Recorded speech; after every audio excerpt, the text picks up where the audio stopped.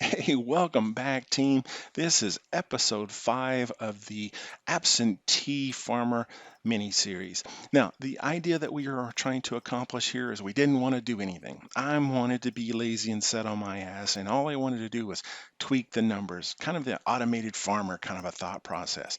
So, throughout this series, what have we been doing? Well, we've just been tweaking things. We've been taking our multi-grain greenhouses and altering the inputs and outputs, trying to create as much crop as we can. Well, in reason, we only did 3 on each that we actually maximized because I didn't want to spend the money at the end of the day.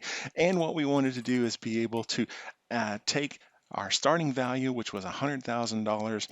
We're on easy mode and just run over the next 2 years and see how far that we would get. Well, as it turns out, we actually got to that 1.187 mark, and that allowed us to really make $1 million in 2 years. So we went from an August time frame to an August time frame in the game. We were able to sit on our ass and not do too much other than setting some parameters here and there.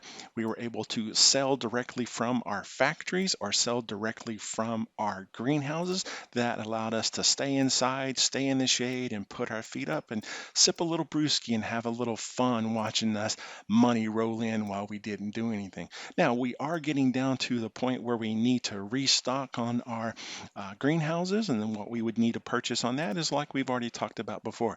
We would want to purchase some more manure, we would want to purchase some more seeds, we would want to purchase some more lime. In total, that would be about $120,000 investment to get all 12 of the greenhouses back up and running in good shape. About 10 to 20 grand a piece, or maybe even a little bit more than I think about it, probably closer to $340,000 to get everything up and running. We could also look at changing over all of our greenhouses to where all of them are running off of the seeds, and we would maximize the output from each and every one of them. We could quadruple our use of our factory by taking in and using multiple crops, or maybe taking crops now that we have already a surplus of potatoes, maybe switch over to something else, some kind of grain, or maybe we could switch over to fruit crops and make some fruit salad, or maybe we could switch over to some grains and make some flour and then turn that flour into bread. The options that we have here to be able just to sit back and do this and really be an absentee farmer are pretty much endless. It's just a matter of how much tweaking we want to do and how much tweaking that we want to be able to play with. Now, I'm currently working on a new series. It is going to be my sibling farm series. I hope you'll come back and check that out. It'll be a role-playing series. But while I was away from the house and was on the road, I got to thinking, can I do this? Can I make $1 million just by sitting on my ass and playing with these numbers? And as it turned out, it was pretty easy. I didn't have a lot of thought into it, and I've learned a lot. And if I was to do it again, I think I would be able to even double this fairly easy. So I throw out a challenge to anybody out there who wants to accept it.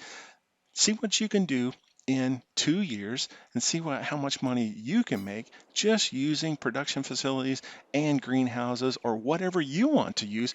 But can you be an absentee farmer and make $1 million? Well, I did. It only took 2 years and it was pretty damn easy. Hope you enjoyed this series.